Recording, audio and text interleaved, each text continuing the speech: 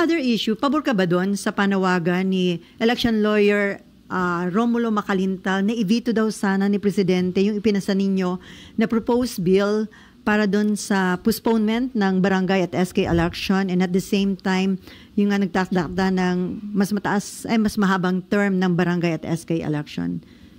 Kasi daw meron nang nangyari noong 2023 yung case of Macalintal versus Comelec. Oo, kasi ang bago kasing idea rito, if you fix sa 4 years ang term of office ng barangay officials at umpisahan na doon sa mga nahalal noong 2023, so plus 4, 2027.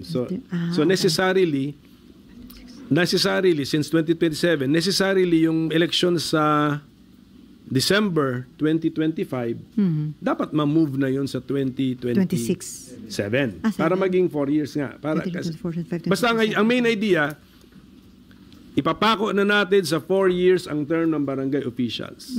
Tanong, kailan natin umpisahan yun? Umpisahan natin dun sa mga nahalal noong 2023. Kasi abnormally short yung kanilang term 2 years lang So gawin ng 4.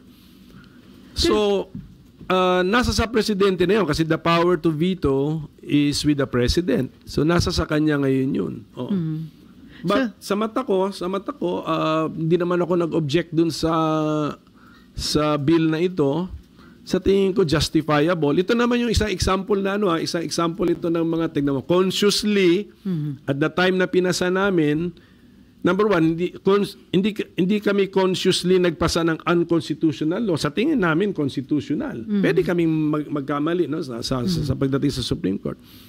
At saka hindi rin kami nagpapasa ng batas na dinadasal namin na ibito ng presidente. Diba? What's the point? Diba? Nagpasa ka ng batas na sana ibito. So, let it be the decision of the president. Ang ano ko lang, nag-attend lang ako nung last LEDAC nandun ako At ang alam ko, ang gusto ng presidente, ituloy. Itong barangay. So, whose will prevail? Sino ba ang may last touch in lawmaking? You need a new law to postpone or reset the December 2025 barangay elections. And who has the last touch in the making of a law? So, sorry nang stand ni Presidente during the LEDAC? Yan ang narinig ko. Ituloy. Ituloy. So, nandun yung possibility na i-veto? Nandun ang possibility na i-veto.